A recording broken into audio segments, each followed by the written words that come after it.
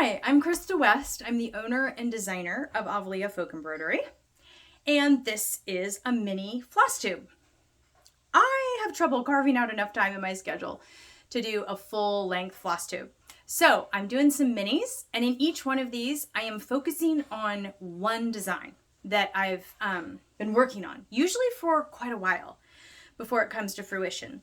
If you're new here, you can find all my work at my Avlea website, which is www.avleaembroidery.com. It'll be in the notes.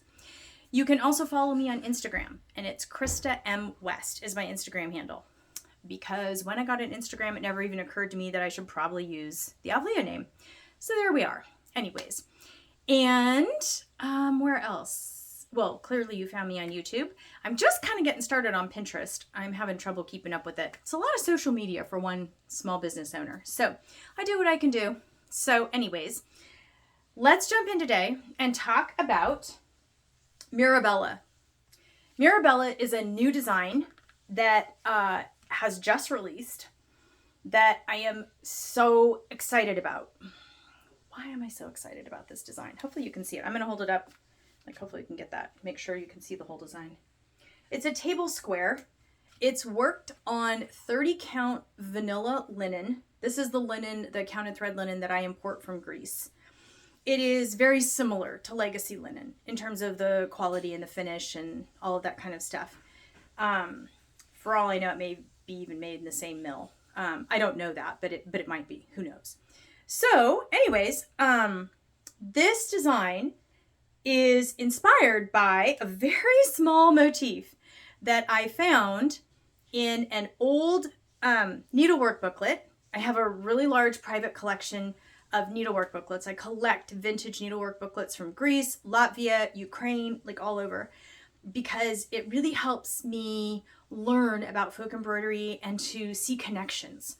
So it's always fascinating to me when I have a motif or a border that I think is like, oh, well, that's a Greek border. And then I find it in a Latvian book, or I find it in a Ukrainian booklet or something like that. So folk embroidery really has this amazing connectivity really throughout so many countries.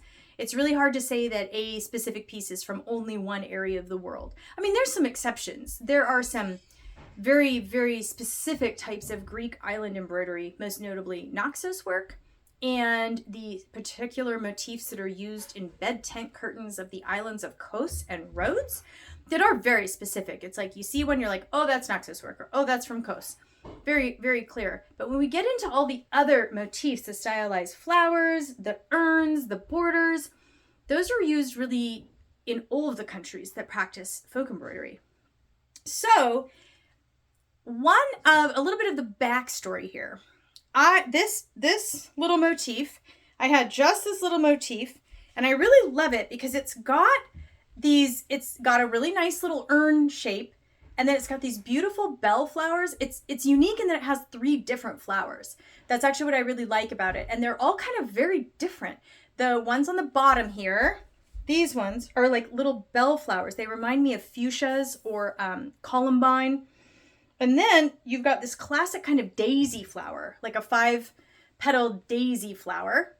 And then you have these really geometric kind of almost arrowhead type flowers that are reminiscent of tulips. They're like very stylized. And I kind of liked the energy of 3 such very different types of flowers. So I've had this motif on my design board for, wait for it, 2 years.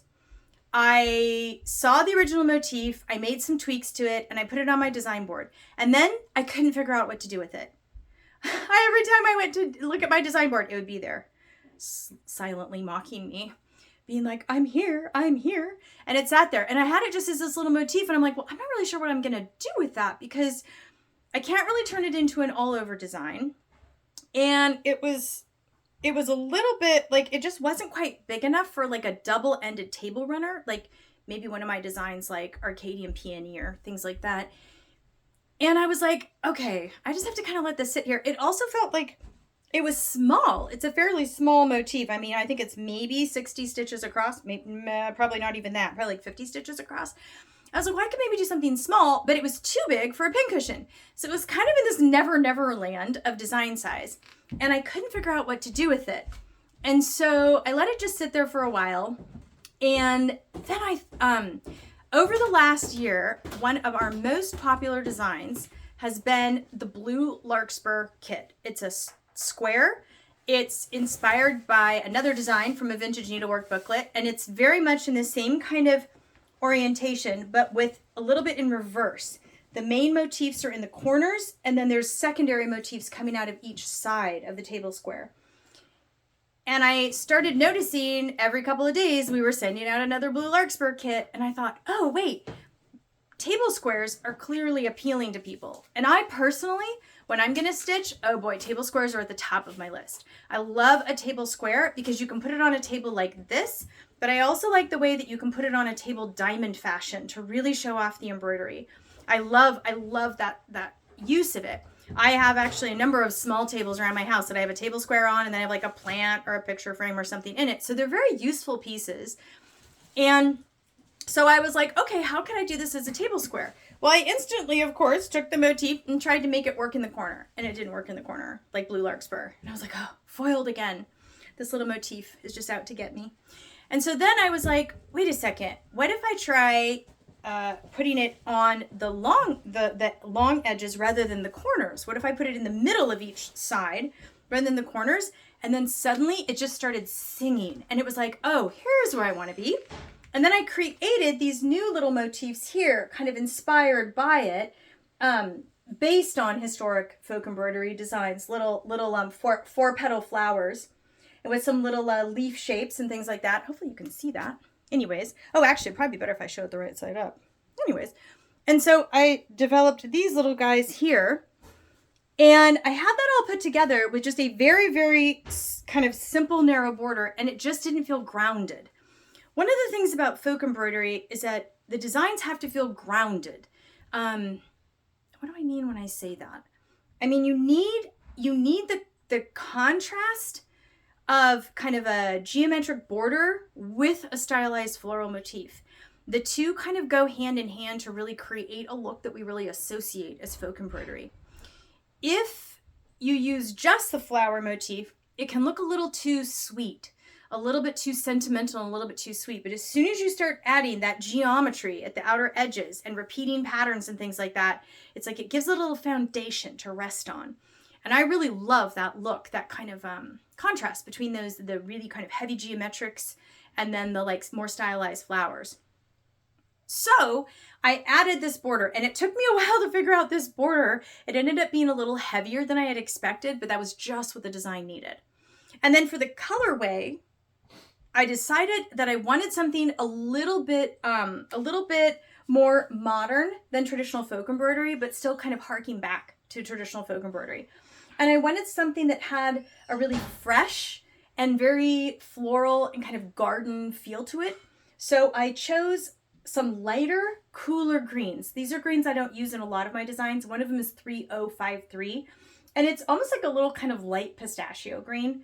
It's a really great green, but it doesn't work very well on, say, the traditional ground cloth, the fabric I work on a lot. It looks a little too gray on the traditional ground cloth. But on the linen, it looks fantastic. And so I started with those, and then I added 931 antique blue medium. That's, again, a cooler blue. I typically work more with the 926 gray-green medium, which is a warmer, tealier blue. But this design really called for something a little cooler, a little fresher looking. And then I worked with the medium rosewood, and then my old favorite, light alizarin. I love the light alizarin. It's a pink, but it's not Barbie pink, which is all the rage these days.